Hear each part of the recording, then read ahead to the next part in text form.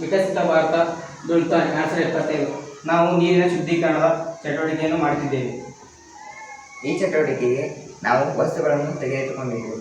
ಮೊದಲು water glass, star pipe ಮತ್ತು ಕಲ್ಲಿನ ದೊಡ್ಡ ಹಳ್ಳಗಳು, ಕಲ್ಲಿನ ಚಿಕ್ಕ ಹಳ್ಳಗಳು, ಮರಳು ಮತ್ತು ಹತ್ತಿ, ಅಶುದ್ಧ ನೀರು. ಕಲುಷಿತ ನೀರನ್ನು ನಾವು ಈಗ ಹಾಕುತ್ತಿದ್ದೇವೆ.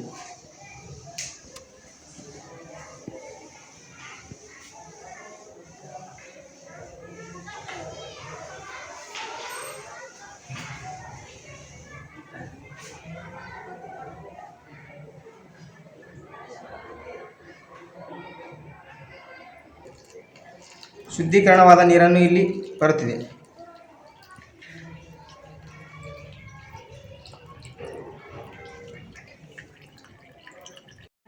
ಭಾರತದಲ್ಲಿ ಪಂಚವಾರ್ಷಿಕ ಯೋಜನೆಯಿಂದ ದಿನೇ ದಿನೇ ಕೃಷಿ ಅಭಿವೃದ್ಧಿಯಾಗುತ್ತಿದ್ದು ಕಾರ್ಖಾನೆಗಳ ಸಂಖ್ಯೆ ಹೆಚ್ಚಾಗುತ್ತಿದೆ.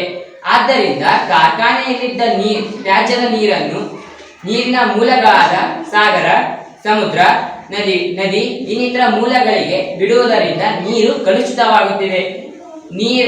ನೀರಿನಲ್ಲಿರುವ ಜಲಚಕ್ರ ಜೀವಿಗಳು ಸಾಯುತ್ತಿವೆ. ಅದೇ ಸತ್ತ ಜೀವಿಗಳು ನೀರಿನ ಮೇಲೆ ತೇಲುತ್ತವೆ. ಆದರೆ ಮನುಷ್ಯರು ಬಲೆ ಹಾಕಿದಾಗ ಅವು ಬಲೆಗೆ ಸಿಲುಕಿಕೊಳ್ಳುತ್ತವೆ.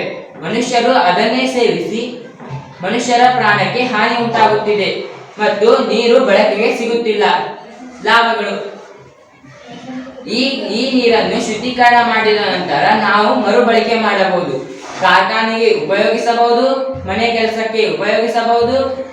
ಮನೆ ಕೆಲಸಕ್ಕೆ ಎಂದರೆ ಬಾಂಡೆ, ಬಟ್ಟೆ, ಗಾಡಿ, ವಾಹನಗಳನ್ನು ಇನ್ನಿತರ ತೊಳೆಯಲು ಮತ್ತು ಕುಡಿಯಲು ಬಳಸಬಹುದು. ಜಲಚಕ್ರ ಜೀವಿಗಳ ಸಂರಕ್ಷಣೆಯಾಗುತ್ತದೆ. ಇದರಿಂದ ಭೂಮಿಯ ಮೇಲಿರುವ ಎಲ್ಲಾ ಜೀವಿಗಳಿಗೆ ಸಹಾಯವಾಗುತ್ತದೆ. ಎಲ್ಲರಿಗೂ ಧನ್ಯವಾದಗಳು.